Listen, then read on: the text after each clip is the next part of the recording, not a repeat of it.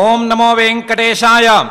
ప్రత్యయాది విశోధన ప్రత్యయాది నిశాతన గోవింద గోవింద. సంప్రత్యయం మాం సువిచార మార్గగం వీతామయం శాంతి నిదానమావహ. నిరాశిషస్త్యక్త పరిగ్రహా జనా యమాప్య కైవల్య సుఖం పరంగతా అని మహాయోగేశ్వరేశ్వరుడైన శ్రీ వెంకటేశ్వర స్వామి వారిని భక్తిగా ధ్యానించుకుంటూ పతంజలి మహర్షి గారు రచించిన యోగ సూత్రాల ఆధారంగా యోగ దర్శనాన్ని అధ్యయనం చేసే సత్కార్యక్రమాన్ని ఈ శుభ సాయంకాల వేళ మనం ప్రారంభించుకుందాము. ప్రారంభంలో ఆచార్యుల వారితో కలిసి ప్రార్థనా శ్లోకాలను పఠించుకుందాము. ఈ కార్యక్రమానికి శుభారంభం చేసుకుందాము. ఓం నమో నారాయణాయ. శ్రీ గురు ప్రార్థనా. గురుర్బ్రహ్మా గురుర్విష్ణు గురుర్దేవో మహేశ్వరః. గురుః సాక్షాత్ పరం బ్రహ్మ తస్మై శ్రీ గురవే నమః. శ్రీనివాస ప్రార్థనా. భాస్వచ్చంద్రసమే యదీయనయనే భార్యా యదీయా రమా. యస్మాద్విశ్వసృడప్యభూద్యమికులం యధ్యానయుక్తం సదా. నాథో యో జగతాం నగేంద్రదుహితుః నాథోపి యద్భక్తిమాన్. తాతో యో మదనస్య యో దురితః తం వెంకటేశం భజే. పతంజలి ప్రార్థనా. చిత్తస్య వృత్తిమనురుధ్య సుసాధనాభిః జీవః సమాధిమధిగచ్చతి యన్మతేన. యోగాస్తథా వసుమితా అధియోగశాస్త్రం येनाश्रिता मम पतञ्जलये नमोऽस्मै. नमो हिरण्यगर्भादिभ्यः योगविद्यासम्प्रदायकर्तृभ्यः वंशर्षिभ्यः नमो महद्भ्यः नमो गुरुभ्यः. శ్రీ గురుభ్యో నమః. విష్ణుస్వామి గారు అని ఒక పెద్ద పండితుడు ఉండేవారట. ఆయనకి నలుగురు కొడుకులకి పాపం తనకు తెలిసిన విద్యలన్నీ చెప్దాము అని ప్రయత్నాన్ని ప్రారంభించాడు. పిల్లలెవరూ పెద్దగా మాట వినలేదు. పెద్దగా ఆయన చెప్పినట్లుగా చదువుకున్నట్లు లేరు. అయినా సరే పిల్లలు వెంట పడుతూనే ఉండేవారు, పోరుతూనే ఉండేవారు. చదువుకోండి అనేవారు, సరిగ్గా ఉండండి, సరిగ్గా నడుచుకోండి అని చెప్తూనే ఉండేవారు. బాల్యం ఇలాగే ఈయన పోరుతోనే గడిచిపోయింది. పిల్లలు కాస్త పెద్దవాళ్ళు అయ్యారు, స్వతంత్రులయ్యారు. స్వతంత్రులైన దగ్గర నుంచి ఎవరి దారి వారిదే అన్నట్లు ఎవరి పని వాళ్ళు చేసుకుంటున్నారు. అందులో ఒకతను కొన్ని వ్యసనాలకు లోనయ్యాడు. ఇంకొక ఆయన అంతకు మించి పెద్ద వ్యసనానికి లోనయ్యాడు.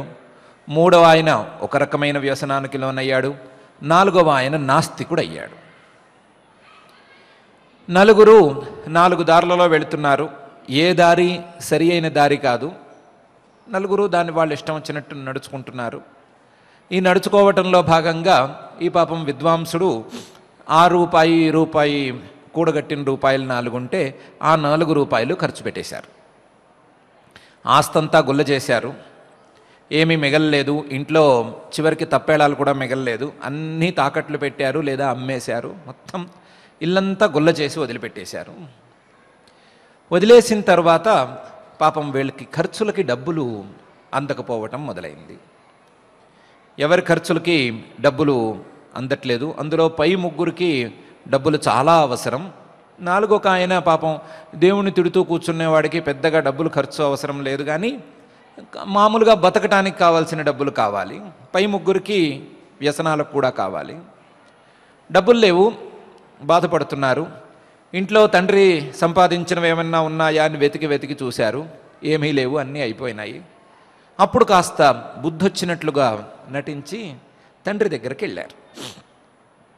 వెళ్ళి నాన్నగారు మా దగ్గర డబ్బులు లేవు, డబ్బులు అయిపోయినాయి, ఎక్కడా సంపాదన పుట్టడం లేదు, ఎవరు మమ్మల్ని చూసి అప్పు కూడా ఇవ్వటం లేదు, ఇలాంటప్పుడు ఏం చేయాలో కాస్త సెలవియ్యండి అని అడిగారు.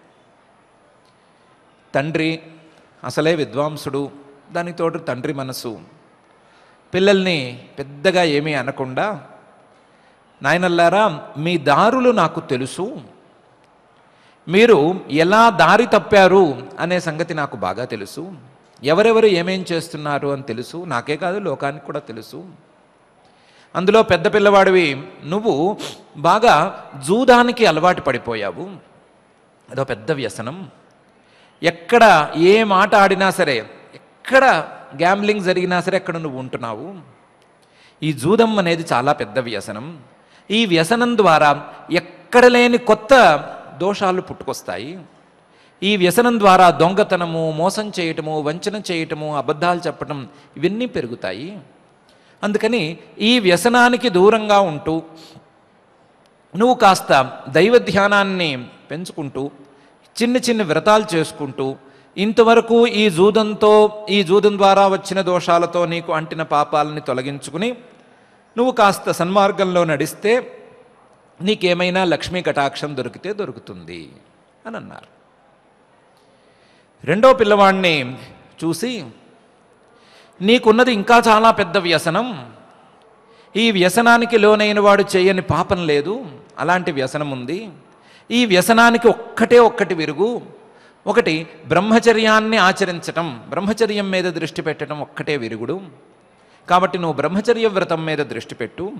బ్రహ్మచర్య వ్రతంతో ఆయా దేవతలను నువ్వు అర్చించుకో లేదా వారిని ఉపాసించుకో. అలా ఉపాసన చేస్తే నీకు కాస్తంత లక్ష్మీ కటాక్షం కలుగుతుంది అని రెండవ పిల్లవాడికి చెప్పారు. మూడవ పిల్లవాడికి, నువ్వు ఎటు కానివాడివి, ఎక్కడ లేనివి తాగుతావు, ఎక్కడ లేనివి తింటావు, తాగింది ఒంటికి పడుతుందా లేదా అనే ఇది నీకు లేదు, తినచ్చా లేదా అనే చర్చ నీలో లేనే లేదు, ఏది దొరికితే అది తింటావు, ఏది పడితే అది తాగుతావు. ఈ తాగుడు ఈ తిండి ఈ రెండూ కూడా ఎంత దూరం తీసుకెళ్తాయి అని చెప్పలేము. ఇలా తినరానివి తింటూ తాగరానివి తాగుతూ ఉంటే శరీరం మీద ఏమాత్రం పట్టులేని పరిస్థితి వస్తే, శరీరం నీ మాట వినని పరిస్థితి వస్తే, అలాంటి శరీరం మాట వినని పరిస్థితుల్లో నువ్వేం చేస్తావో నీకే తెలియదు. కాబట్టి నీకున్న ఈ రెండు వ్యసనాలు చాలా పెద్ద వ్యసనాలు, ఎటు కాని వ్యసనాలు. ఏం చేశానండి ఇంతే తాగానండి, ఏం చేశానండి ఇంతే తిన్నానండి అన్నట్లుంటాయి, కానీ మంచివేమీ కావు. కాబట్టి నువ్వు వాటినన్నిటినీ విడిచిపెట్టి చాంద్రాయణ వ్రతాలు లాంటి వ్రతాలు కొన్ని ఉన్నాయి. తినరానివి తింటే తాగరానివి తాగితే చేయాల్సిన వ్రతాలు, కృచ్ఛ్ర వ్రతాలని చాంద్రాయణ వ్రతాలని ఉన్నాయి. ఆ వ్రతాలు చేసి నిన్ను నువ్వు పవిత్రుడిగా చేసుకుని ఆ తర్వాత లక్ష్మీనారాయణుడి పూజ చేసినట్లయితే నీకు లక్ష్మీ కటాక్షం లభిస్తుంది అని మూడో పిల్లవాడికి చెప్పారు. నాలుగవ పిల్లవాడికి, ఒరే నీ గురించి ఏం మాట్లాడాలో అర్థం కావట్లేదు, పేరుకు హేతువాదిని అని పేరు పెట్టుకున్నావు, నువ్వు హేతువాది అని నీకు నువ్వే పేరు పెట్టుకున్నావు, ఉన్నదిన్నట్టు మాట్లాడతానన్నావు, ఏదో వాస్తవాలనే మాట్లాడతానంటావు, కానీ ఈ ప్రపంచానికి హేతువు ఏది అంటే నువ్వు చెప్పే మార్గం వేరుగా ఉంది, అదేమీ లాజిక్కి నిలబడేట్టుగా లేదు. ఎంతసేపటికి దేవుడు లేడు అనటానికి ఎక్కువ ఉత్సాహం చూపిస్తున్నావు, ఎంతసేపటికి వేదాలు ప్రమాణం కావు అని అనటానికే ఎక్కువ ఉత్సాహం చూపిస్తున్నావు. నీకు అసలు సరిగ్గా తెలివే లేదు. తెలివి లేకపోగా తా చెడ్డ కోతి వనమల్లా చెరిచింది అన్నట్లుగా మిగతా వాళ్ళందరినీ కూడా చెరుస్తున్నావు, మిగతా వాళ్ళందరినీ కూడా పాడు చేస్తున్నావు. నీ నాస్తికత్వంతో నీకే కాకుండా మిగతా వాళ్ళకు కూడా హాని కలుగుతోంది. ముందు దేవుడు యొక్క ఉనికిని, భగవంతుడి యొక్క అస్తిత్వాన్ని నమ్ము. నీ నాస్తికత్వాన్ని పూర్తిగా విడిచిపెట్టు. నాస్తికత్వాన్ని విడిచిపెట్టడానికి కావలసిన హేతువులన్నిటినీ నేను చెప్పాను. అసలైన హేతువాదం ఈ భగవంతుడు ఉన్నాడు అనేటువంటి వాదంలోనే ఉంది. భగవంతుడు లేనటువంటి వాదం హేతువాదం కాదది, అది ఊరికనే వితండవాదం. ఆ వితండవాదాన్ని విడిచిపెట్టి భగవంతుడు ఉన్నాడు అనేటువంటి నమ్మకంతో నువ్వు ముందు నిన్ను నువ్వు రిఫార్మ్ చేసుకో. సమాజాన్ని రిఫార్మ్ చేయటం తర్వాత చూద్దుగానివి. నువ్వు బాగుపడు. నువ్వు బాగుపడితే తర్వాత సమాజం నిన్ను చూసి బాగుపడుతుంది. ముందు నువ్వు అసలు నీ నాస్తికత్వాన్ని విడిచిపెట్టుకుంటే నీకేమొస్తుంది అని తర్వాత చూద్దాము అని 4వ పిల్లవాడికి కూడా ఉపదేశం చేశారు. 4 పిల్లలకి తాత్కాలికంగా జ్ఞాన బల్బు వెలిగింది. వెలిగి నాన్నగారు చెప్పినట్లుగా మనం ఏమైనా చేసేయాలి అని 4 కలిసికట్టుగా నిర్ణయించుకుని అక్కడికి ఇక్కడికి వెళ్ళొద్దు, మనం అడవులకే వెళ్ళిపోదాము, వెళ్ళిపోయి తపస్సు చేద్దాము. నాన్నగారు చెప్పినటువంటి వ్రతాలు, నాన్నగారు చెప్పినటువంటి నియమాలు అన్నిటినీ మనం కూడా పాటించి మనం కూడా సాధిద్దాము అని అనుకున్నారు. అనుకున్నదే తడువు 4 వెళ్ళిపోయారు. 4వ ఆయన కూడా వెళ్ళిపోయాడు. 4వ ఆయనకు కూడా ఎందుకో బల్బు గట్టిగానే వెలిగింది ఈసారి. నాన్నగారు ఇంతకుముందు చెప్పిన మాటలు సరిగ్గా అర్థం కాలేదు, కానీ డబ్బులు లేనప్పుడు చెప్పిన మాటలు ఎందుకో ఎక్కి ఆయన కూడా అడవికి వెళ్ళిపోవడానికి సిద్ధమయ్యి అడవికి వెళ్ళిపోయాడు అన్నలతో కలిసి. 4 కూర్చున్నారు. ఏవో వ్రతాలు చేశారు, ఏవేవో నియమాలు పాటించారు, ఏవేవో తపస్సులు చేశారు, కింద పడ్డారు, పైన పడ్డారు, ఏవో తంటాలు పడ్డారు. వాళ్ళకి ఎవరిచ్చారో తెలియదు, ఏ దేవత ప్రత్యక్షమై అనుగ్రహించిందో తెలియదు, ఎవరిచ్చారో, మునీశ్వరులు ఇచ్చారో, యతీశ్వరులు ఇచ్చారో, మృత సంజీవిని విద్య అనే విద్య అప్పింది వాళ్ళు చేస్తున్న తపస్సుకి. వాళ్ళు ఏదో లక్ష్మీ కటాక్షం కోసం ట్రై చేశారు, మృత సంజీవిని విద్య అందింది. సరేలే, మనకి దొరికింది పెద్ద విద్య, మృత సంజీవిని విద్య. దీన్ని అడ్డం పెట్టుకుని కాస్త డబ్బున్న వాళ్ళు ఎవరైనా పోతే వాళ్ళ దగ్గరికి వెళ్ళి బతికించేసేసామంటే వాళ్ళు డబ్బులు ఇచ్చేస్తారు, మనం డబ్బులు సంపాదించుకోవచ్చు. విద్య మన చేతిలో ఉండాలే కానీ క్యాష్ చేసుకోవటం ఎంతసేపు అని అనుకుని వాళ్ళు ఇంకా చాలు తపస్సు చేస్తూ ఇక్కడే కాలక్షేపం చేస్తే అనుకున్న లక్ష్మీ కటాక్షం ఎక్కడి నుంచి వస్తుంది, వెళ్ళిపోదాం మళ్ళీ ఊళ్ళోకి అని 4 బయలుదేరారు. బయలుదేరిన తర్వాత 4 మాట్లాడుకుంటున్నారు. దారిలో ప్రయాణం చేసేటప్పుడు మాట్లాడుకుంటున్నారు. ఆ మాటల్లో, అరే బాగానే ఉంది, మృత సంజీవిని విద్య అన్నాడు, ఫలానా ఆయన ఇచ్చారు, బాగానే ఉంది, ఇది పనిచేస్తుందా లేదా అని తేల్చుకోవటం ఎట్లా? ఈ సందేహాన్ని గనక మనం సరిగ్గా స్పాట్లోకి వెళ్ళి గనక వ్యక్తపరిచామంటే, లేదా ఎవరి దగ్గరికైనా వెళ్ళి కాస్త వీళ్ళని బతికిస్తాము అని మొదలుపెట్టి ఇలా చేయాలా అలా చేయాలా, ఫలిస్తుందా ఫలించదా అనే సందేహాన్ని వ్యక్తపరిచామంటే ఇబ్బంది అవ్వచ్చు. అందుకని ముందు ఒకసారి ప్రాక్టికల్ సెషన్ పెట్టేసుకుందాము.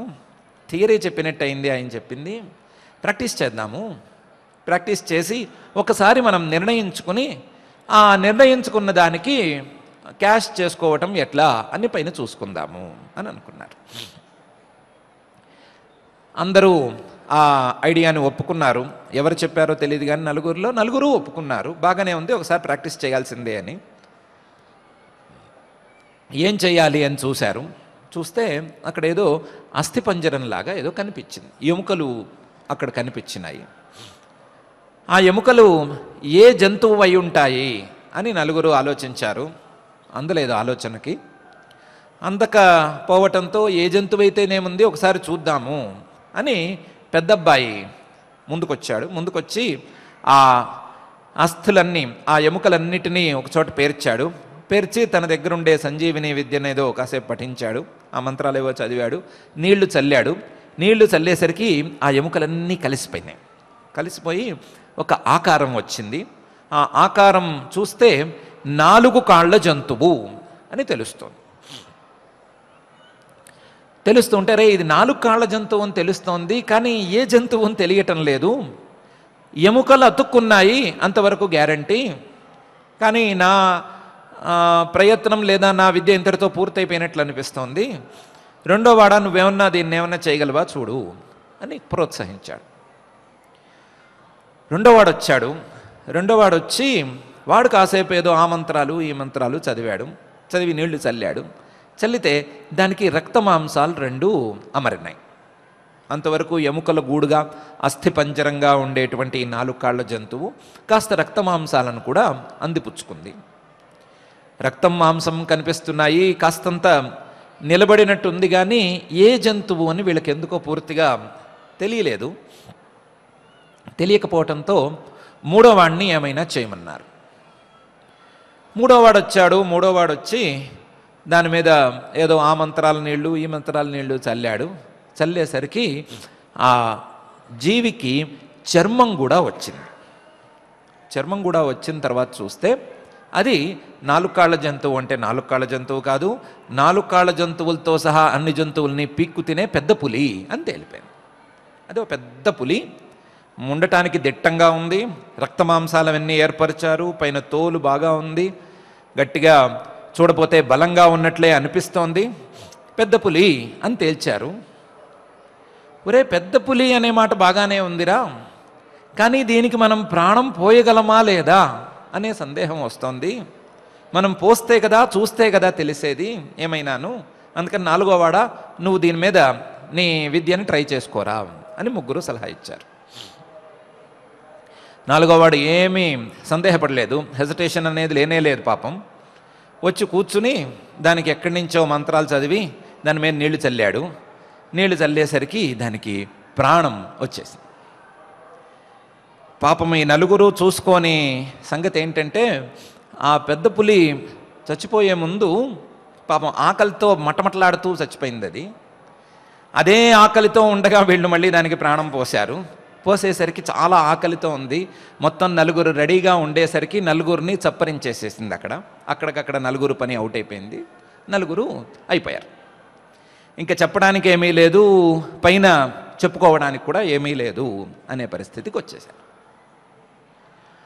ఇది భవిష్య పురాణంలో ఉండేటువంటి ఒక కథ. మనకు చాటువులాగా ప్రసిద్ధిలోకి వచ్చిన కథ అయినా భవిష్య పురాణంలో ఉండేటువంటి కథ. ఆ కథలో ఈ 4లో ఎవరు పెద్ద మూర్ఖులు అనే ప్రశ్న కూడా ఉంది. ఈ 4లో ఎవడు పెద్ద మూర్ఖుడు? పెద్దవాడా, రెండోవాడా, మూడోవాడా, 4వాడా? అంటే ఎముకల గూడును తయారు చేసినవాడా, రక్తమాంసాలను ఏర్పాటు చేసినవాడా, తోలు తెచ్చిపెట్టినవాడా, లేదా ప్రాణం పోసినవాడా? ఎవరు పెద్ద మూర్ఖుడు అనే ప్రశ్న వచ్చింది. ఏం చెప్పాలి, 4కి 4 సమానమే, కానీ కాస్తంత ఎక్కువ సమానం 4వాడు. ఎందుకంటే మిగతా 3 చేసింది రిస్క్ వర్కే చేశారు. ఈ 4వాడు హై రిస్క్ చేశాడు. కాబట్టి 4వాడిని పెద్ద మూర్ఖుడు అనాలి, లేదా ఈ మూర్ఖులందరికీ సమానత్వం ఉన్నప్పటికీ, సమానంగా ఉన్నప్పటికీ వీడు ఎక్కువ సమానం అని చెప్పుకోవాలి అని కూడా తేల్చారు. మూర్ఖుల యొక్క పరిస్థితి, ఇవన్నీ ఏం జరుగుతున్నాయి అనేది ఈ కథలో చాలా స్పష్టంగానే ఉంది. ఎన్నెన్నో సమస్యలకు ఈ కథ అనేది ఒక పరిహారానికి చుక్కానిగా పనిచేస్తుంది. మానవుడి యొక్క ఆలోచనలు ఏ విధంగా సాగాలి అనటానికి కూడా ఒక దిక్సూచిగా ఈ ఉదాహరణ పనిచేస్తుంది. ఈ ఉదాహరణలో మనం వాళ్ళలో ఉండేటువంటి మూర్ఖత్వం అని అనుకుంటున్నాం, కానీ వీళ్ళు మూర్ఖులు అని అంటున్నాం, కానీ మూర్ఖత్వం అంటే ఏంటి అనే విషయం మీద మనం సరిగ్గా ఆలోచించడం లేదు. వాళ్ళకి మూర్ఖులు అని పేరు పెట్టేసి తప్పించుకుంటున్నాము. మూర్ఖత్వం అంటే ఏంటి? మూర్ఖత్వం అంటే ఏమీ లేదు, ఆలోచన లేకపోవటం, ఆలోచనలు సరి అయిన దారిలో నడవకపోవటం అనే చెప్పుకోవాలి. అంతకు మించి మూర్ఖత్వం అనేది వేరే ఏమీ లేదు. మూర్ఖత్వం అంటే ఆలోచనలు లేకపోవటం కానీ, ఆలోచనలు సరి అయిన దారిలో నడవకపోవటం కానీ. ఇలా చూసుకున్నప్పుడు ఈ 4 మూర్ఖులు అవుతారు అనటంలో ఏమీ సందేహం అక్కర్లేదు. 4 యొక్క ఆలోచనలు వాళ్ళు చదువుకునే రోజుల్లోనూ సవ్యంగా సాగలేదు. వాళ్ళు వ్యసనాలకు గురి అయినప్పుడు కూడా సరి అయిన దారిలో సాగలేదు. 4వాడికి వేరే వ్యసనం లేకపోయినా నాస్తికత్వం అనేటువంటి వ్యసనం, ఆ నాస్తికత్వం అనే మోజులో పడి ఆలోచనలను విడిచిపెట్టుకోవటం అనేది కనిపిస్తూనే ఉంది. తర్వాత కూడా తండ్రి గారు చెప్పినటువంటి విషయాన్ని అర్థం చేసుకోవటంలో కూడా వారి యొక్క ఆలోచన సరి అయిన దారిలో వెళ్ళింది అని మనం చెప్పుకోలేము. కేవలం అవసరానికి వేరే దారి లేక ఒప్పుకున్నట్లుగా అనిపిస్తోంది. కానీ డబ్బులు వచ్చిన తర్వాత మళ్ళీ ఎలా వ్యవహరించేవారు అనే విషయంలో మనకేమీ క్లారిటీ లేదు. తర్వాత కూడా విద్యను సాధించిన తర్వాత మృత సంజీవిని విద్య లాంటి అపూర్వమైన విద్యను సాధించిన తర్వాత వారు వ్యవహరించినటువంటి తీరులో కూడా ఏమీ స్పష్టత లేదు. వారి యొక్క ఆలోచనలేమి అనేది స్పష్టంగా కనిపిస్తోంది. ఆలోచనలు సవ్యమైనటువంటి దారిలో నడవకపోవటం, ఆలోచనలు అసలే లేకపోవటం, పెడదారిలో ఉండటం, సవ్యమైన దారిలో లేకపోవటం, ఏవి చూసుకున్నాం ఇవన్నీ కూడా మూర్ఖత్వం అనే కోవ కిందకు వస్తాయి అని మనకు అర్థమవుతోంది. ఈ విధంగా చూసుకున్నప్పుడు మానవుడికి ఆలోచన అనేది ఎంత ప్రధానమైనది, ఆలోచనలు మంచి దారిలో నడవటం అనేది ఎంత ప్రధానమైనది అని మనకు చక్కగానే అర్థమవుతోంది. మానవుడి యొక్క ఆలోచన నిరంతరం సన్మార్గావలంబిగా ఉండాలి. మానవుల యొక్క ఆలోచన అభివృద్ధికి దారి తీయాలి. అంతే తప్ప మానవుడి ఆలోచన తనను తాను ఏదో ఒక పులికి సమర్పించుకునేటట్లు ఉండకూడదు అనే విషయాన్ని మనకు ఈ దృష్టాంతం స్పష్టం చేస్తోంది. మానవులకు కావలసినటువంటి ఈ ప్రత్యయాలు, ఈ ఆలోచనలు, మనసులో కలిగేటువంటి ఆలోచనలు సవ్యంగా ఉండాలి. మానవుల యొక్క ఆలోచనలు సవ్యమైన దిశలో సాగాలి అనే ఉద్దేశంతోనే మహర్షి గారు మానవులు ఆలోచించవలసినటువంటి తీరును సరిగ్గా ఈ యోగ శాస్త్రంలో మనకు వరుసగా వివరించుకుంటూ వస్తున్నారు. ఆయా సందర్భాలలో ఎలా ఆలోచించాలి, ఏ జ్ఞానం కలగాలి, ఎలా ఆలోచించి ఏ జ్ఞానాన్ని తెచ్చిపెట్టుకోవాలి, ప్రకృతిని ఏ విధంగా అర్థం చేసుకోవాలి, పురుషుణ్ణి ఏ విధంగా అర్థం చేసుకోవాలి, ఈశ్వర స్వరూపాన్ని ఏ విధంగా అర్థం చేసుకోవాలి, లాంటి విషయాలన్నిటినీ ఆయా సందర్భాలలో తగిన రీతిలో మనకు ఉపదేశం చేస్తున్నారు. మన ఆలోచనలను స్ట్రీమ్లైన్ చేసుకోమని మనకు ఉపదేశం చేస్తున్నారు. ఆఫ్ కోర్స్ మహర్షి గారు ఆలోచనలను కట్టిపెట్టుకోమని సలహాతోనే తన శాస్త్రాన్ని ప్రారంభించారు. యోగశ్చిత్తవృత్తి నిరోధ అనేటువంటి సూత్రంలో ఆలోచనలు, మనసులో కలిగేటువంటి పరిణామాలు, వీటన్నిటినీ కట్టిపెట్టుకోవటం కోసమే తన యొక్క ఉపదేశాన్ని ప్రారంభించారు. కాకపోతే ఆ ఉపదేశం పూర్తిగా అర్థమయ్యేంత వరకు, ఆ స్థాయి దక్కేంత వరకు ఉన్న ఆలోచనలు సవ్యంగా సాగాలి అనే విషయాన్ని కూడా మహర్షి గారు ఉపదేశం చేస్తూనే వస్తున్నారు. ఆలోచనలను కట్టిపెట్టుకునేంత వరకు, కట్టిపెట్టుకునే స్థాయికి ఆలోచనలు వచ్చేంత వరకు ఉన్న ఆలోచనలు సవ్యంగా సాగాలి, ఉన్న ప్రత్యయాలు సరి అయిన దారిలో సాగాలి అని మహర్షి గారు అభిప్రాయాన్ని అక్కడక్కడ వ్యక్తం చేస్తూనే ఉన్నారు. ఇన్ఫ్యాక్ట్ మహర్షి గారు ఈ మానవులకు ఉండేటువంటి ప్రత్యయాన్ని అర్థం చేసుకోవటంలోనూ, మానవులకు ఉండేటువంటి ఈ ఆలోచనలను సరి అయిన రీతిలో అవగాహనను తెచ్చుకోవటంలోనూ, ఈ ఆలోచనల మీద అవగాహన, వీటన్నిటి విషయం మీదను ఒక సిద్ధిని కూడా ప్రదర్శించటానికి సమాయత్తమయ్యారు. ఆ సిద్ధిని 3వ పాదం 19వ సూత్రంలో ప్రత్యయస్య పరచిత్త జ్ఞానం అనేటువంటి సూత్రంలో ప్రదర్శిస్తున్నారు.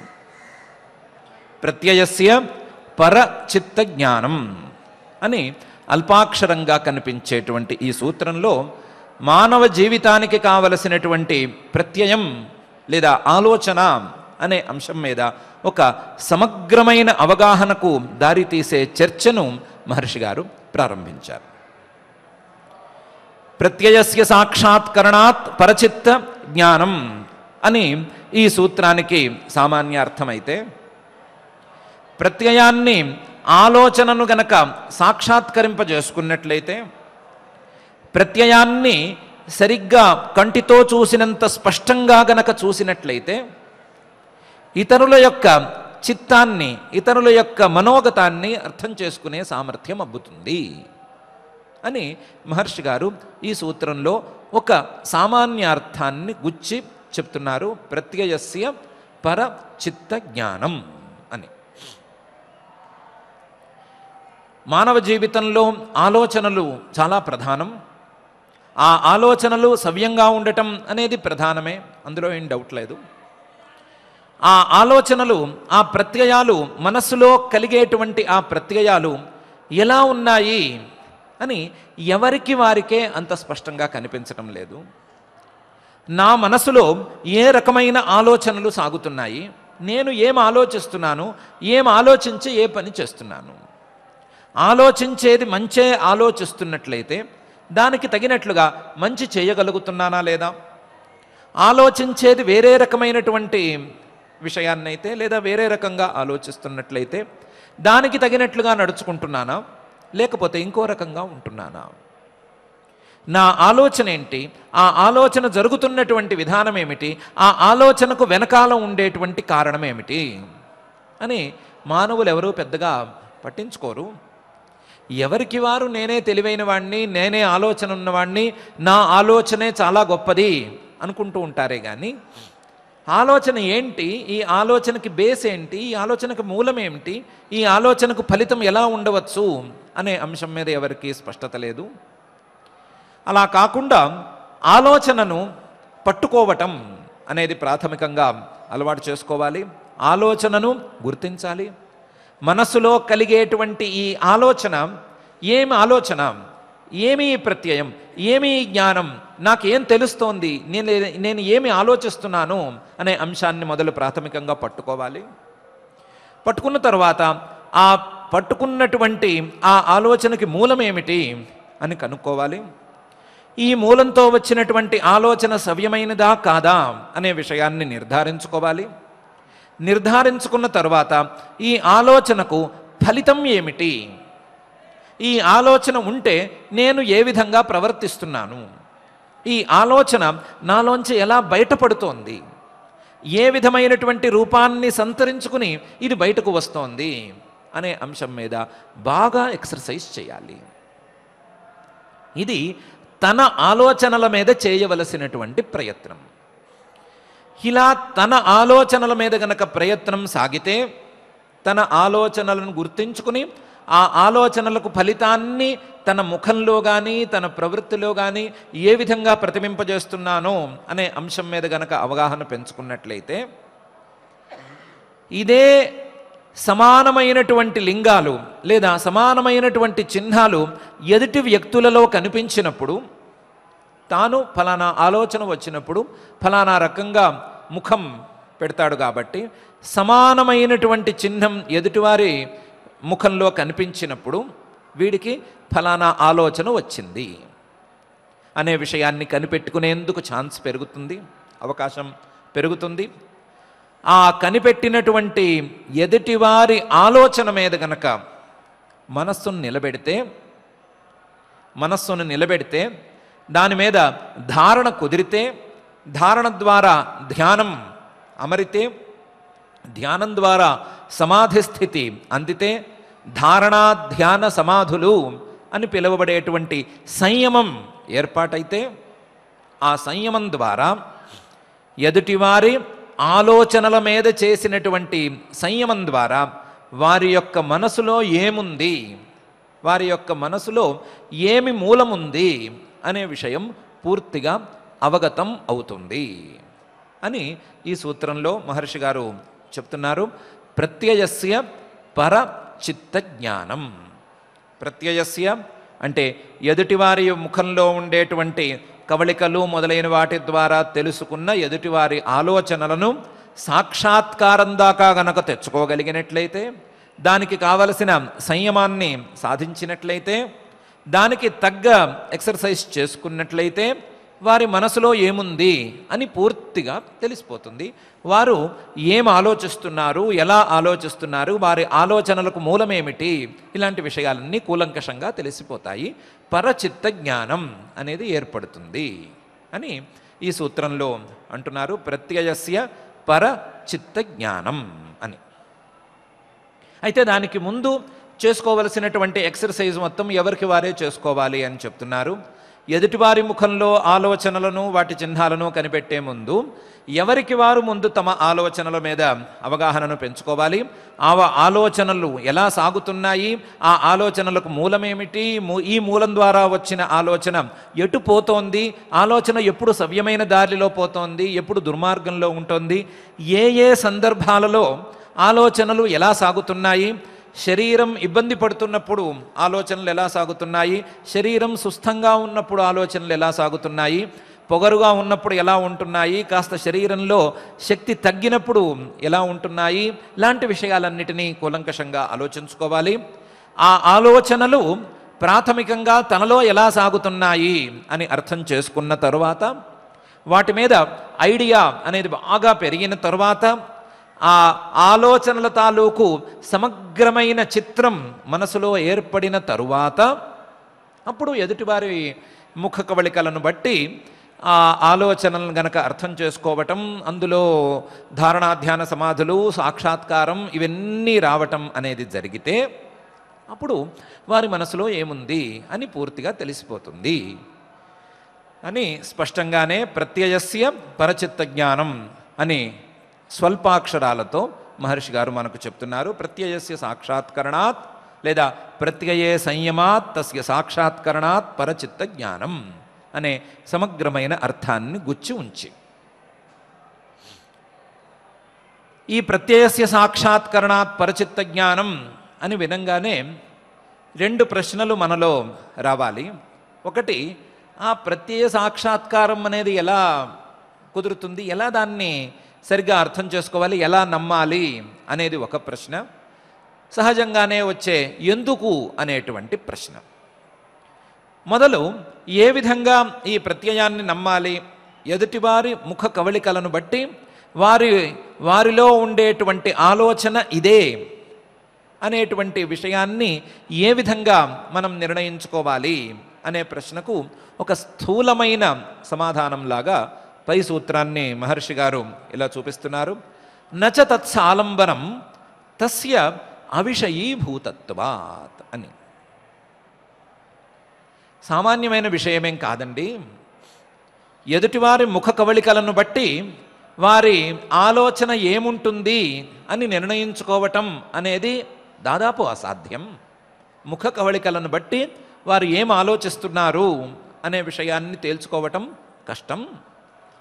ముఖ కవళికలను బట్టి ఎంతవరకు మనం జాగ్రత్తగా ఊహించుకోవచ్చు అంటే, వీరి ముఖాన్ని బట్టి లేదా వీరి బాడీ లాంగ్వేజ్ని బట్టి వీరిప్పుడు ఏదో కోరికతో ఉన్నారు, ఏదో దాహంతోనో లేదా ఆకలితోనో ఉన్నట్లుగా అనిపిస్తోంది, లేదా వీరిప్పుడు ఇక్కడి నుంచి లేచి వెళ్ళిపోదామని అనుకుంటున్నారు, లేదా వీరికి ఇప్పుడు కోపం వచ్చింది, లేదా ఇప్పుడు వీరు నా మీద అనుగ్రహ బుద్ధితో ఉన్నారు, లాంటి సామాన్యమైన విషయాలను తెలుసుకోవచ్చు.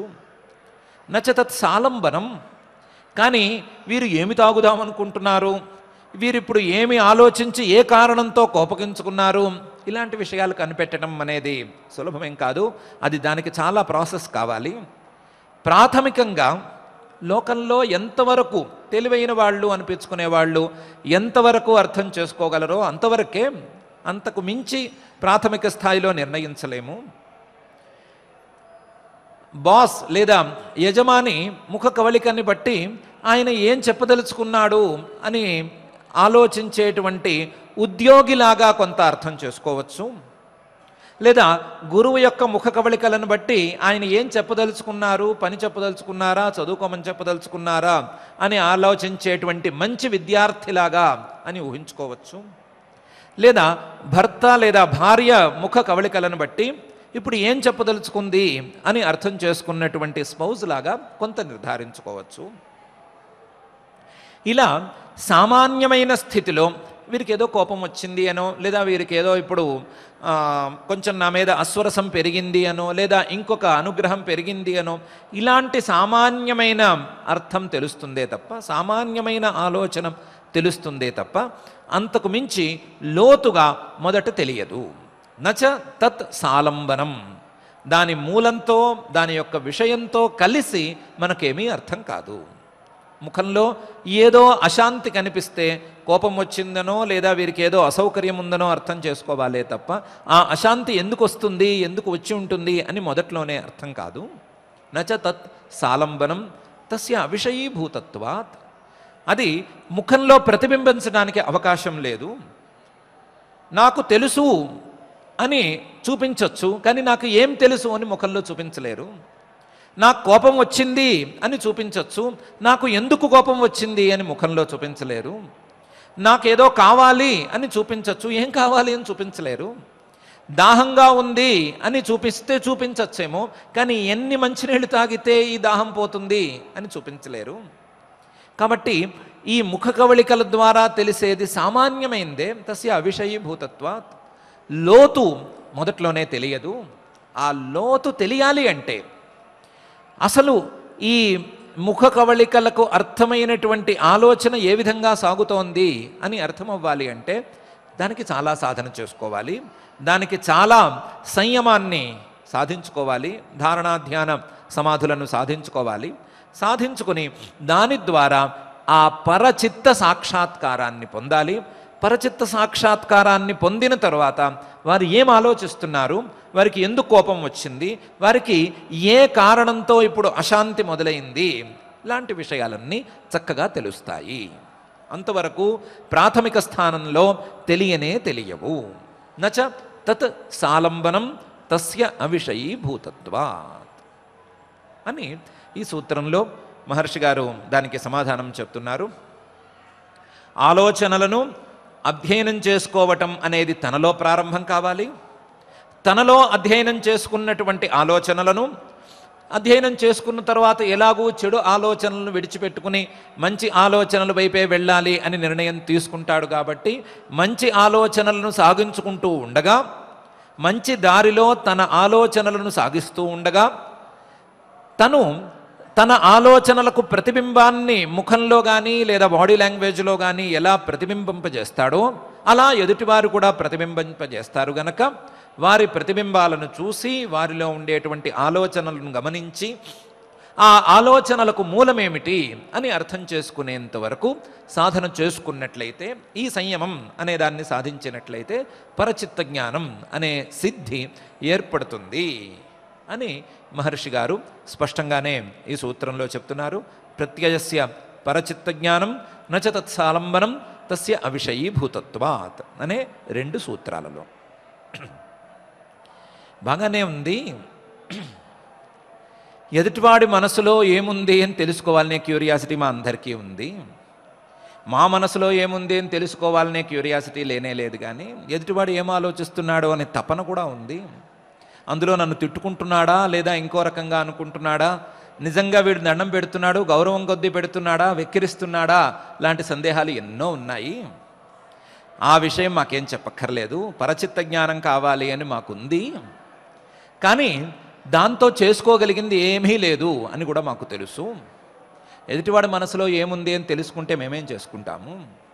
తెలుసుకున్నాము, వాడి మనసు తవ్వితే నా మీద ఉన్నది గౌరవం కాదు అని తేలిపోయింది, ఏం చేస్తాము?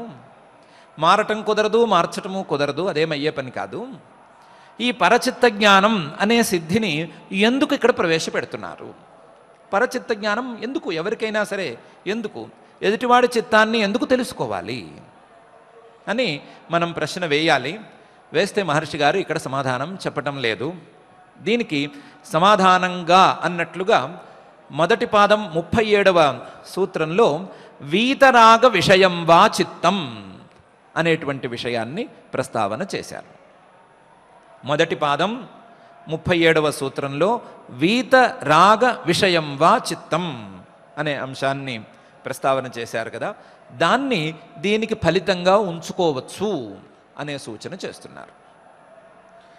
ఎదుటివారి ముఖ కవళికలను బట్టి లేదా ఎదుటివారి యొక్క ప్రవృత్తిని బట్టి, వాళ్ళ యొక్క ప్రవర్తనను బట్టి, వాళ్ళ నడవడికను బట్టి వారి ఆలోచనను సరిగ్గా అర్థం చేసుకుని ఆ ఆలోచన మీద ధారణాధ్యాన సమాధులను గనక సాధించినట్లయితే వారి యొక్క చిత్తం ఏమిటి, వారి మనసులో ఏముంది అనే విషయం అవగతమవుతుంది, చాలా స్పష్టంగా తెలుస్తుంది అని చెప్పాం కదా.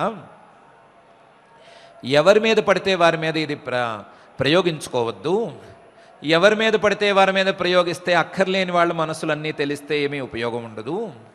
వీతరాగ విషయం చిత్తం, వైరాగ్యంతో నిజమైనటువంటి పరిపూర్ణమైన వైరాగ్యంతో ఉన్నవాళ్ళు ఎవరైనా ఉంటే వారి యొక్క ముఖ కవళికలు లేదా వారి యొక్క శారీరకమైనటువంటి ప్రవృత్తి, వారి నడవడిక, వీటి ద్వారా వారి వైరాగ్య ప్రవృత్తికి మూలమైనటువంటి ఆలోచనను గనక పట్టుకోగలిగినట్లయితే, వారి వైరాగ్య ప్రవృత్తికి మూలమైన ఆలోచనను ధారణాధ్యాన సమాధుల ద్వారా అందుకోగలిగినట్లయితే, ఆ సమాధుల ద్వారా, ఆ సంయమం ద్వారా, ధారణాధ్యాన సమాధుల ద్వారా, సంయమం ద్వారా వారి మనస్సు ఏముంది, వారి ఆలోచన ఏముంది అనేది ప్రత్యక్షంగా కనిపించినట్టుగా అయితే, వారి మనస్సు యొక్క మూలాలన్నీ మనకు కూడా అర్థమైతే, వారి మనసులో ఉండేటువంటి వైరాగ్యం, ఆ వైరాగ్యానికి కారణమైనటువంటి వారి ఆలోచన, వారి యొక్క జ్ఞానం లేదా వారి యొక్క అభ్యాసం, వారి యొక్క సాధన, ఇవన్నీ కూడా స్పష్టంగా తెలుస్తాయి. తెలిస్తే దాని ద్వారా, దానిలాగా మనం కూడా నడుచుకునేందుకు అవకాశం పెరుగుతుంది. ఆ అవకాశాన్ని పెంచుకోవటం కోసం ఇలాంటి సిద్ధులను వాడుకోవాలి. పరచిత్త జ్ఞానం ఎవరిని పడితే వారిని కాదు. పరచిత్త జ్ఞానం ఉత్కృష్టులు లేదా చాలా గొప్పవారు వారి యొక్క చిత్తాన్ని దీని ద్వారా గమనించుకోవాలి, దీని ద్వారా తెలుసుకోవాలి. ఆ ఉత్కృష్టత్వం అనేది వైరాగ్యం మొదలైనటువంటి విషయాలలో ఉండాలి. అలా ఉత్కృష్టమైనటువంటి వైరాగ్యాన్ని, దాని మూలాన్ని తెలుసుకునేందుకు వీలుగా ఈ సిద్ధిని గనక వాడుకున్నట్లయితే వారి వైరాగ్యం, దానికి కావలసిన సామగ్రి మొత్తం ప్రత్యక్షంగా కనిపిస్తుంది. కాబట్టి దానికి తగినట్లుగా, దానిలాగా మనం కూడా నడుచుకుని మనము అదే వైరాగ్యాన్ని, అదే స్థాయి జ్ఞానాన్ని సాధించుకోవటానికి అవకాశం పెరుగుతుంది. ఆ పెరగటంలో భాగంగా మన చిత్తం కూడా కాస్తంత కుదురుకునేందుకు అవకాశం ఉంటుంది అనే విషయాన్ని వీతరాగ విషయం వా చిత్తం అనే సూత్రంలో మహర్షి గారు చెప్పారు. అలాంటి వీతరాగులు, ఏ కోరికలు లేని వాళ్ళు, వైరాగ్యం యొక్క పరమావధిని సాధించిన వారు, మహానుభావులు ఎవరైతే ఉన్నారో వారి చిత్తాన్ని ప్రత్యక్షం చేసుకోవటం అనే ప్రయోజనం కోసం ఈ సాధనను వాడుకోవాలి. ఈ సాధనను వాడుకుని దాని ద్వారా పర చిత్తజ్ఞానం అనేటువంటి ఉత్కృష్టమైన సిద్ధిని పొందాలి అని సూచిస్తూ, ప్రత్యయస్య అన్యచిత్తజ్ఞానం అని అనకుండా ప్రత్యయస్య పరచిత్తజ్ఞానం అనేటువంటి అక్షరాలను మహర్షి గారు కూర్చి పెడుతూ వీతరాగం లేదా వైరాగ్యం ఎక్కువగా ఉండేటువంటి, జ్ఞానం పరిపూర్ణంగా ఉండేటువంటి, తపస్సు లాంటి మంచి సాధనలు ఉండేటువంటి మహానుభావులను ఎంచుకుని వారి ఆలోచనల మీద, వారి యొక్క ప్రవర్తన మీద దృష్టి పెట్టి, ఆ దృష్టి ద్వారా క్రమక్రమంగా వారి ఆలోచనలకు మూలమైనటువంటి సాధనను మొత్తాన్ని గనక ప్రత్యక్షం చేసుకోగలిగినట్లయితే ప్రయోజనం ఎక్కువ ఉంటుంది అనే విషయాన్ని అతి సంక్షిప్తంగా సూచన చేస్తున్నారు. ఆ సూచన చేయటాన్ని 2 సూత్రాలలో కొంచెం సంక్లిష్టంగానే సూచన చేస్తున్నారు. ప్రత్యయస్య పరచిత్తజ్ఞానం నచ తత్సాలంబనం అన్య విషయత్వాత్ అనేటువంటి ఈ 2 సూత్రాలలో. అయితే మహర్షి గారు ఎన్నో పదాలు ఉండగా, ఎన్నెన్నో పదాలున్నాయి జ్ఞానం అని చెప్పటానికి, ధీహి అనే పదం ఉంది, ఇంకోటి ఏదో పదం ఉంది, ఎన్నెన్నో పదాలుండగా ప్రత్యయస్య అని ఈ పదాన్నే ఎందుకు వాడుతున్నారు? ప్రత్యయస్య అనే పదంలో మహర్షి గారు ఎందుకు ఎక్కువ ఆగ్రహం చూపిస్తున్నారు? మహర్షి గారు ఎలాగూ అక్షరాలు తక్కువగా ఉండాలి అనే నిర్బంధం ఉన్నవారే కదా, లిఖన సంక్షేప నిర్బంధిన కదా. ఇలాంటి అక్షరాలు తక్కువగా ఉండాలి అని నిర్బంధం ఉన్నప్పుడు ధియ అని అనొచ్చు, 2 అక్షరాల్లో చెప్పేసేయచ్చు. ఎందుకు ఇంత పెద్ద పదాన్ని మహర్షి గారు మనకు చూపిస్తున్నారు అనే ఆలోచన, చిన్నపాటి ఆలోచన మనం తప్పకుండా చేయాలి. అలా చేసినట్లయితే అసలు ప్రత్యయం అంటే లోపల ఉబికి వస్తున్నటువంటి ఆలోచన, ఈ ఆలోచన మీద సరి అయిన అవగాహన అనేది పెరగటానికి ఎంత ప్రయత్నం చేస్తున్నారో ఆలోచించుకోవాలి. ఈ ఆలోచన ఎలా ప్రసరిస్తోంది, ఈ ఆలోచన ఎక్కడి నుంచి వస్తోంది, ఈ ఆలోచనకు బలం ఎలా చేకూరుతోంది, ఈ ఆలోచన ఎలా వెలుగుతోంది అనే అంశం మీద అవగాహన పెంచుకోవాలి, లేదా ఆలోచన అయినా కనీసం చేసుకోవాలి. ఇలా చేసుకున్నప్పుడు ఆలోచన అంటే ఏమిటి, ఆ ఆలోచన వెనకాల ఎవరున్నారు అనే అంశాలు కేనేషితం పతతి ప్రేషితం మనః కేన ప్రాణ ప్రథమ ప్రైతియుక్త కేనేషితాం వాచమిమాం వదంతి చక్షుశ్రోత్రం క ఉదేవో యునక్తి అనేటువంటి కేనోపనిషత్తులోని మొదటి మంత్రానికి ఉండేటువంటి ప్రశ్నల అర్థాన్ని కొంచెం అర్థం చేసుకోగలుగుతాను.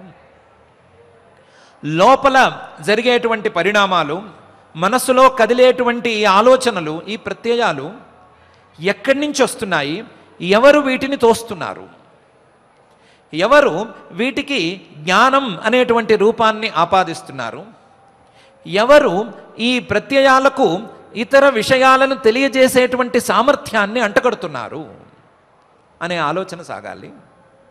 ప్రత్యయం గనక మానసిక పరిణామమే అయితే, ప్రత్యయం మనసులోని చిన్న కదలిక, మనసులోని చిన్న మార్పు, మనసు యొక్క పరిణామమే అయితే, ఈ మానసిక పరిణామం ద్వారా, భౌతికమైన మనస్సు యొక్క పరిణామం ద్వారా భౌతికమైనటువంటి వస్తువు, ఈ కనిపించేటువంటి వస్తువు ఎలా తెలుస్తోంది?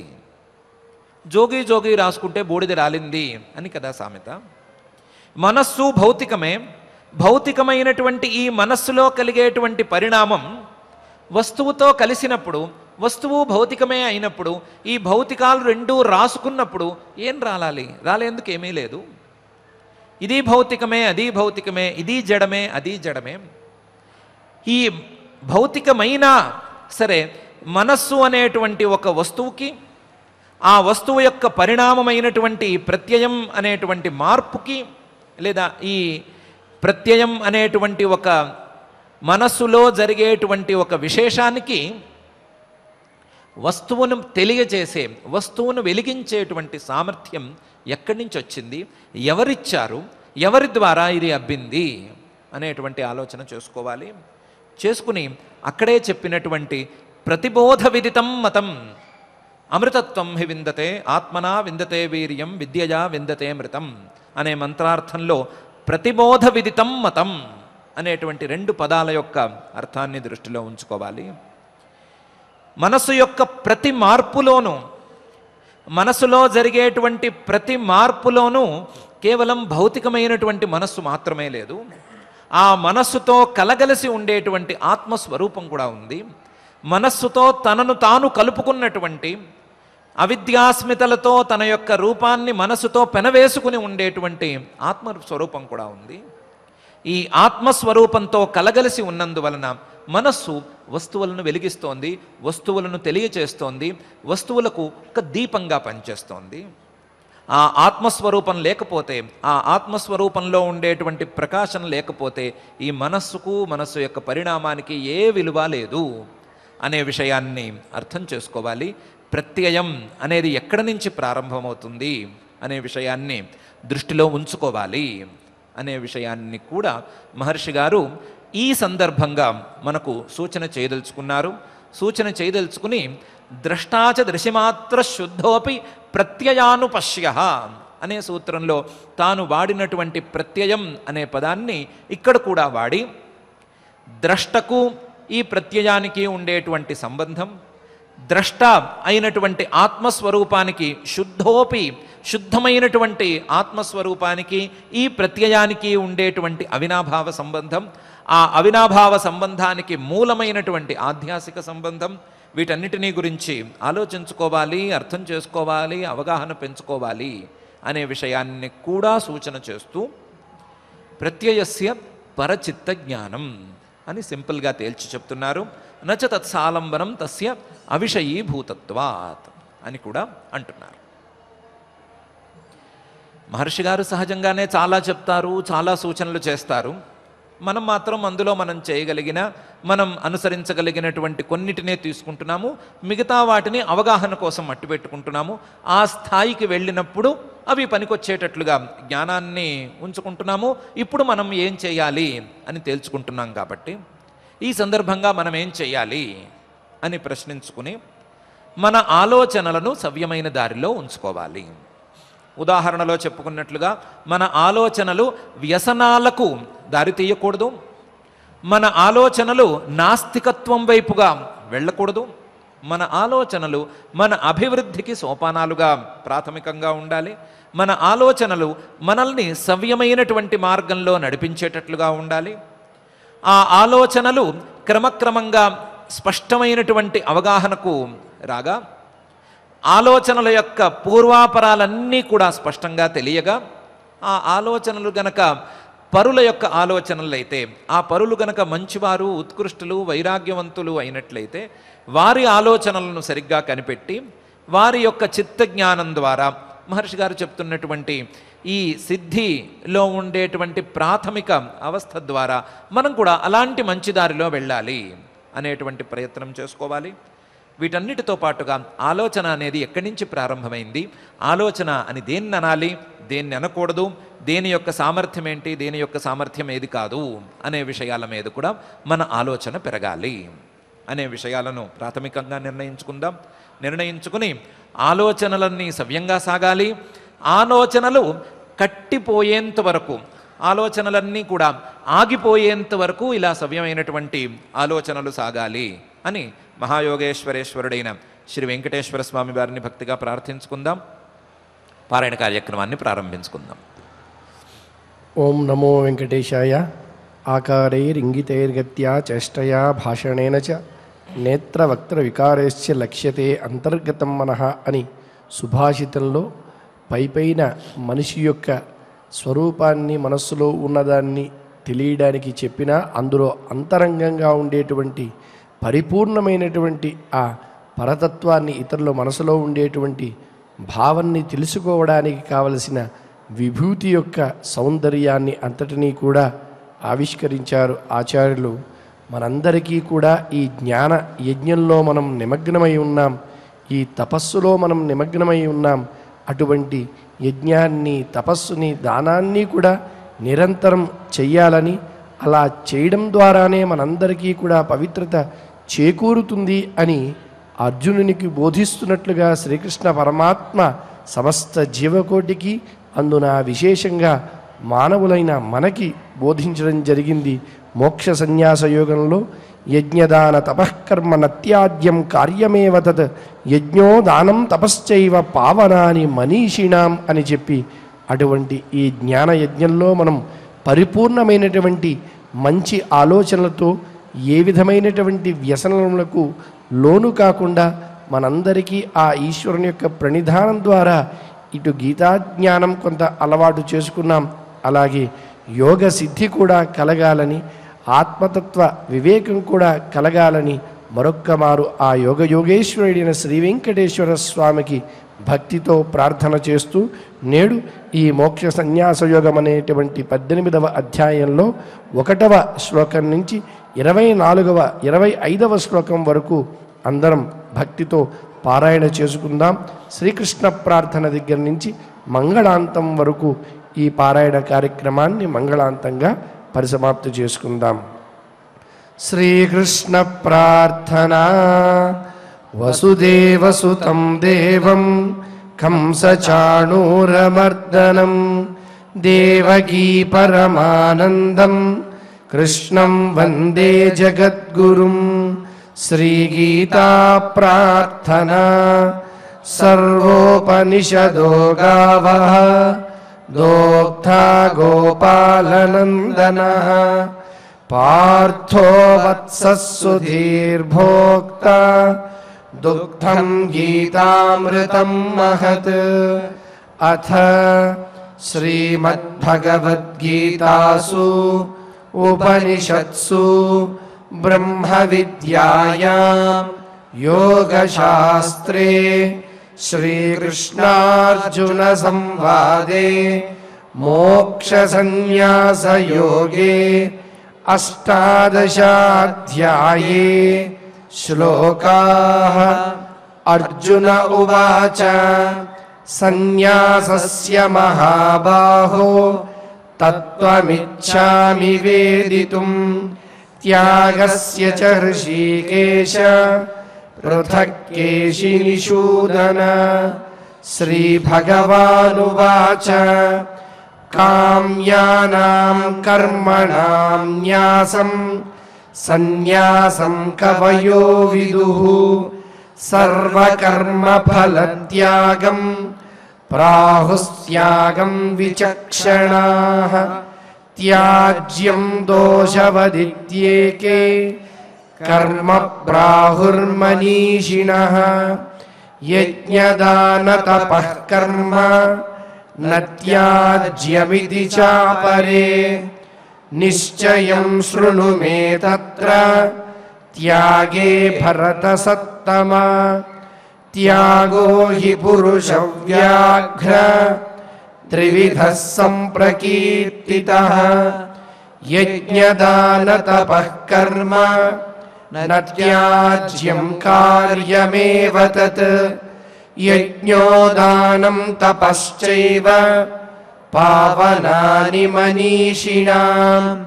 एतान्यपि तु कर्माणि संगं त्यक्त्वा फलानि च कर्तव्यानीति मे पार्थ निश्चितं मतमुत्तमम्। नियतस्य तु सन्न्यासः कर्मणो नोपपद्यते।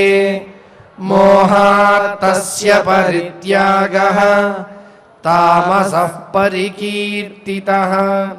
दुःखमित्येव यत्कर्म कायक्लेशभयात् त्यजेत्।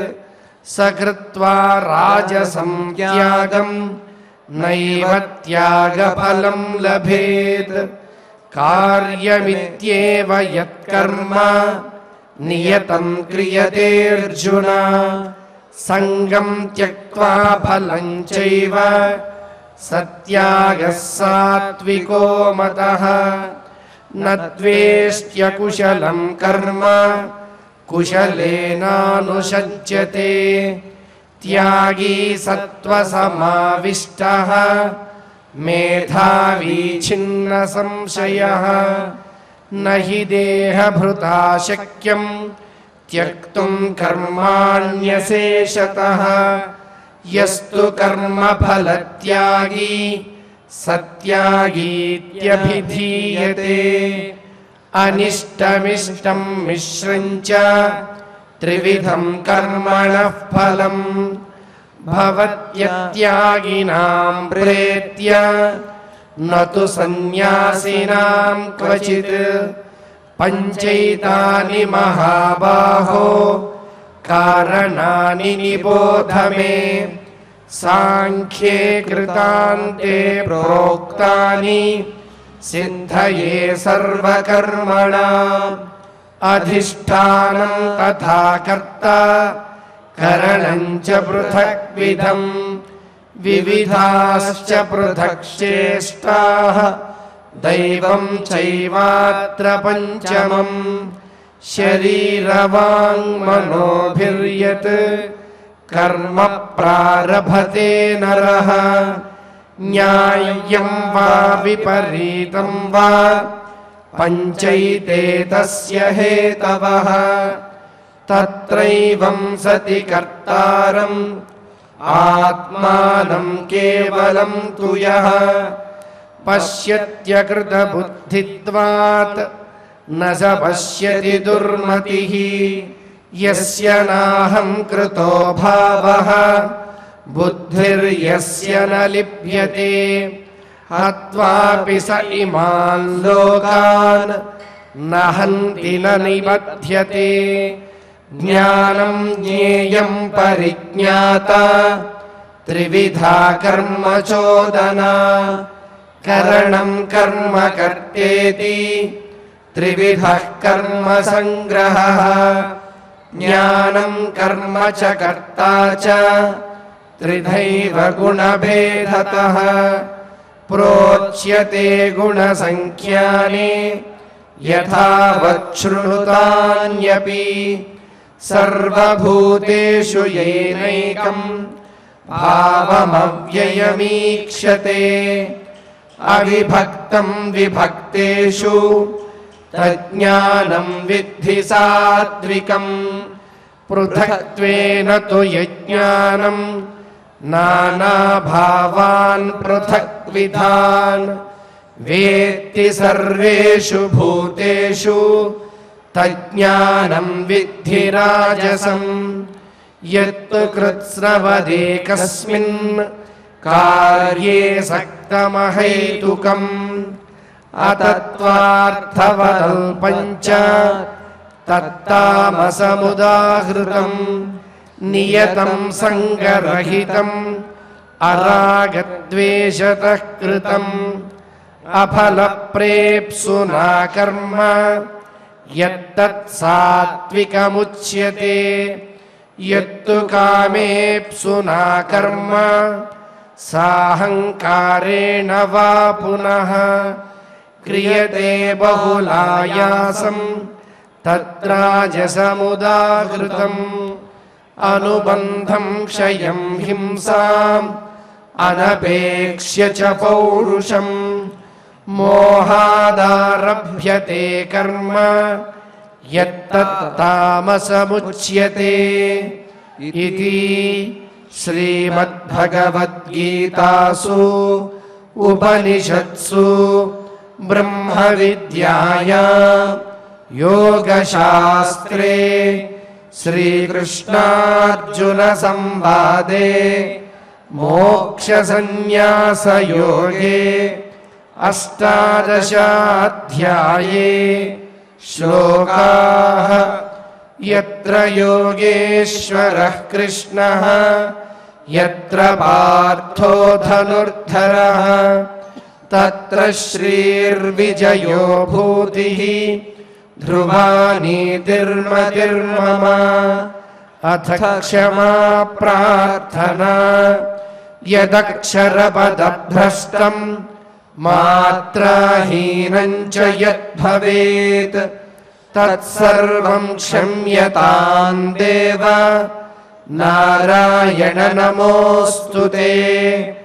अथ भगवत्समर्पणम् कायेन वाचा मनसेन्द्रियैर्वा बुद्ध्यात्मना वा प्रकृते स्वभावात् करोमि यद्यत् सकलं परस्मै नारायणायेति समर्पयामि। अथ लोकक्षेम प्रार्थना सर्वे भवन्तु सुखिनः सर्वे सन्तु निरामयाः सर्वे भद्राणि पश्यन्तु मा कश्चित् दुःखभाग् भवेत्। अथ मङ्गलं श्रियः कान्ताय कल्याणनिधये निधयेऽर्थिनाम् श्रीवेङ्कटनिवासाय श्रीनिवासाय मङ्गलम्।